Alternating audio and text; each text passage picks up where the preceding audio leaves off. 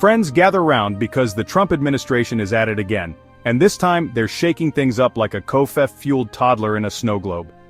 On January 28, 2025, the president dropped a bombshell announcement: buyouts for millions of federal workers. That's right, folks. In an unprecedented move, Trump is offering a whole lot of government employees a chance to say sayonara to their jobs, and they've got until February 6th to decide.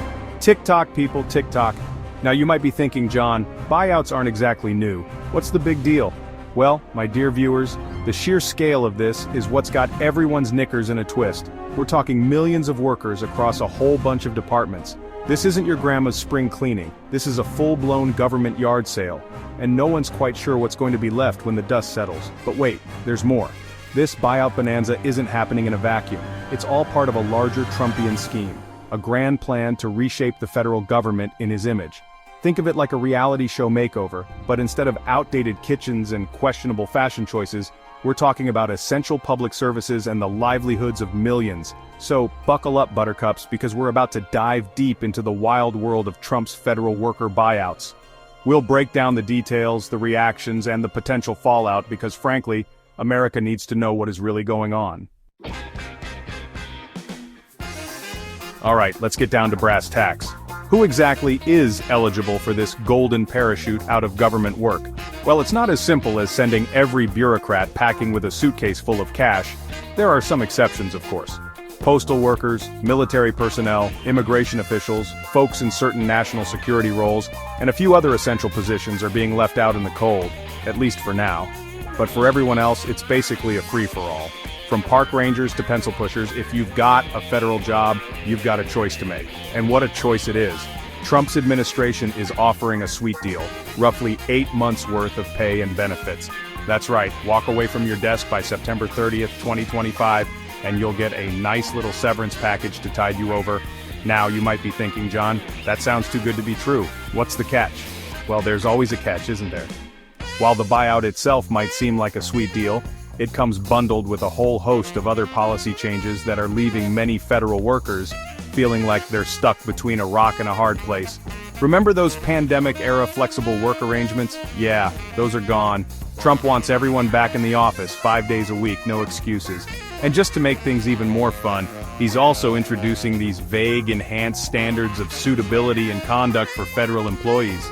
What does that even mean? Your guess is as good as mine, folks. But it doesn't exactly scream employee-friendly work environment, does it?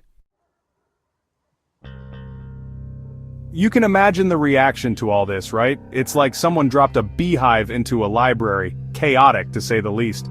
Federal employees are understandably freaking out. Some are tempted by the buyout, picturing early retirement and a life free from government bureaucracy. Others are terrified, unsure of what the future holds for their careers and the essential services they provide. Unions, the champions of the working class, are predictably outraged. They're calling this whole thing a blatant attack on civil servants, a thinly veiled attempt to gut the federal workforce and replace experienced professionals with, well, who knows? Maybe a bunch of yes-men and unqualified cronies. Public service advocates are equally concerned.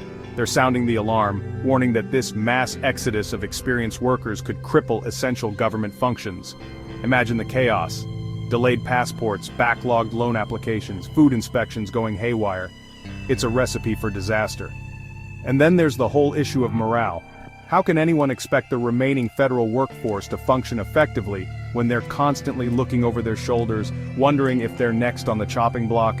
It's a recipe for a toxic work environment, and that's never good for productivity or efficiency. So here we are, folks, standing at the precipice of a government shakeup the likes of which we've never seen before. Will this mass buyout plan lead to a leaner, more efficient government as Trump promises? Or will it decimate essential public services and leave the country vulnerable to a whole host of problems? Honestly, nobody knows. But one thing's for sure, the stakes are high. The decisions made in the coming weeks and months will have far-reaching consequences for the federal workforce, for public services, and for the country as a whole. So stay tuned, America, because this wild ride is far from over. In the meantime, if you see a federal worker, give them a hug, buy them a drink, or maybe just offer a kind word. They're gonna need it.